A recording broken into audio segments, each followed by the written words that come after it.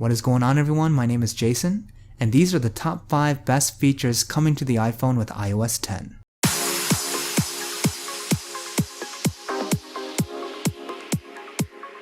So at WWDC 2016, Apple debuted the much anticipated iOS 10 for the iPhone. Now there's been grumblings by many people saying that the update doesn't look that different from the iPhone's current operating system, and to a certain extent that's true.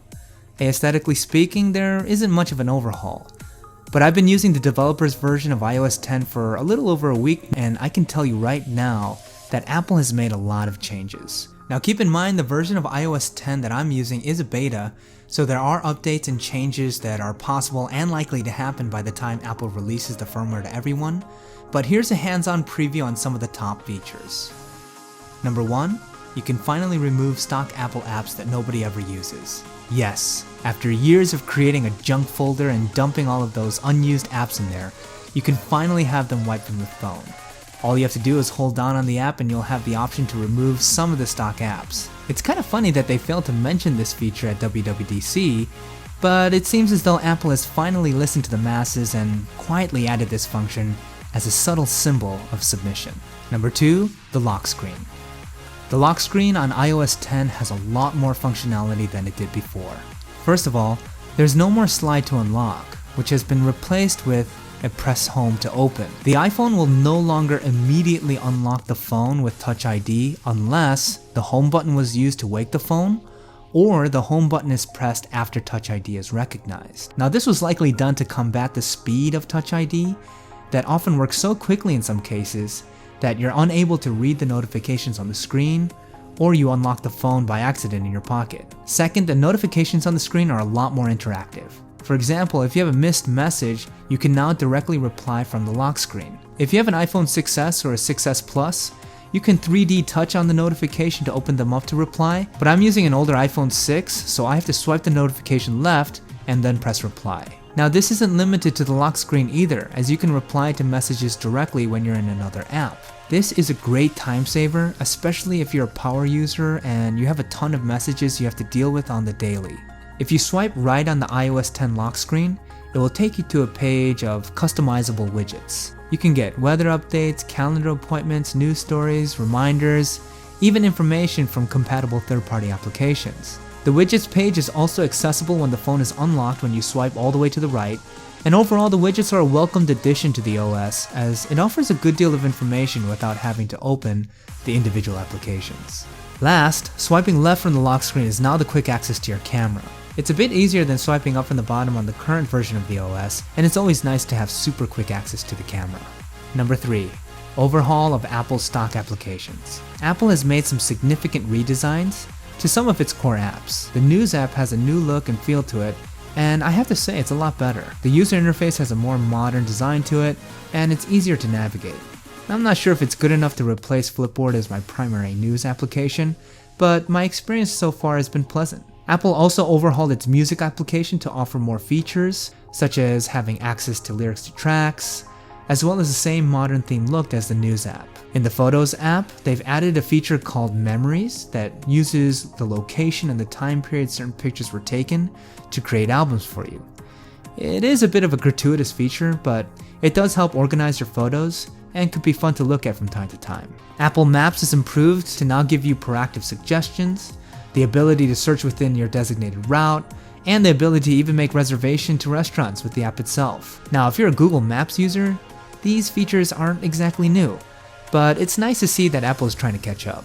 Apple also created a new app called Home that acts as a hub to all of your smart home devices. Now the app looks really nice, but I haven't been able to test this app because I don't have a lot of smart home devices, but it's encouraging to see that Apple is adding this growing category into their ecosystem.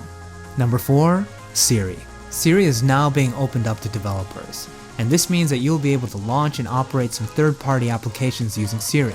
Now this is awesome because Siri's capabilities were kind of limited to mostly Apple's stock apps, but now developers can work to integrate Siri into their applications, making it possible for Siri to get you an Uber or to give you directions home using Google Maps. Honestly, this is one of the most exciting features to iOS 10 for me, and although the beta version doesn't have much capabilities as of yet, it has potential to make Siri a serious game changer. Number 5. Messages. Hands down, the biggest and most anticipated overhaul that Apple is bringing to its new OS is the wealth of added features to its native messaging application. Now there's a ton of things to go over, and I'm thinking about doing a whole video dedicated to just iMessage, but here's a quick preview of some of its new capabilities. First, you can now add what Apple is calling bubble effects to your messages, which essentially allows you to send messages that are more dynamic and better aligned with your feelings. The subtle animations added to the text mimic the animations that are used in Apple's presentation software, Keynote, and all you have to do is hold down the send button to see your options. For all you secretive people out there, you can continue your surreptitious ways and send your messages using invisible ink, which will require the recipient to slide across the message to reveal the text. Now, if the bubble effects aren't enough to convey what you're feeling, you can try some of the full screen effects to get your message across.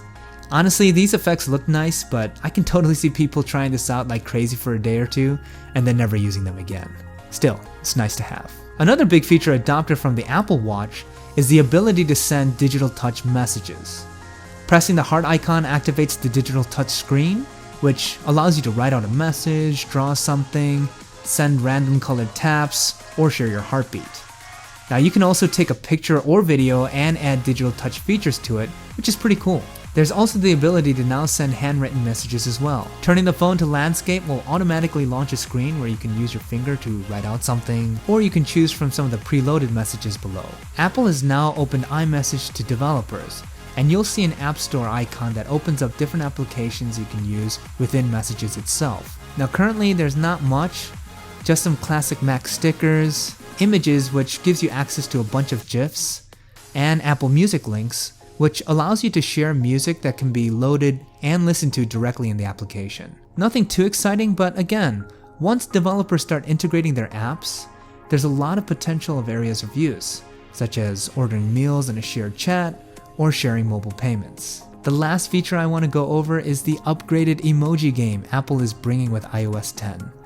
Emojis have taken over our digital lexicon, and Apple has done us a huge favor and made this area of our life much easier by automatically detecting words in your messages and putting the emojis that fit in the word suggestions as you type. Moreover, if you click on the emoji keyboard after your message is all typed up, all the words that have potential emojis for them will highlight, allowing you to simply touch them to change them to their emoji equivalent. So hopefully this will help us avoid the dreaded search for the perfect emoji, which can sadly take up an embarrassing amount of time. Okay, I know I didn't go over everything, especially all the added functionalities of messages, but it would make this video way too long. But give me a thumbs up if you want to see a video going over in detail all the new features coming to Messages on iOS 10. I'll be happy to do that for you guys. Now overall, iOS 10 is a more substantial upgrade than what it appears, and I'm excited to see what the final product is going to look like once this rolls out to everyone. Thanks so much for watching, and if you have any questions about any of the features that were reviewed in this video, leave it in the comment section below, and let me know what part of iOS 10 you guys are most excited about. And don't forget, if you haven't subscribed, be sure to do so by clicking on that subscribe button below. Thanks again for watching, and I'll see you guys in the next one.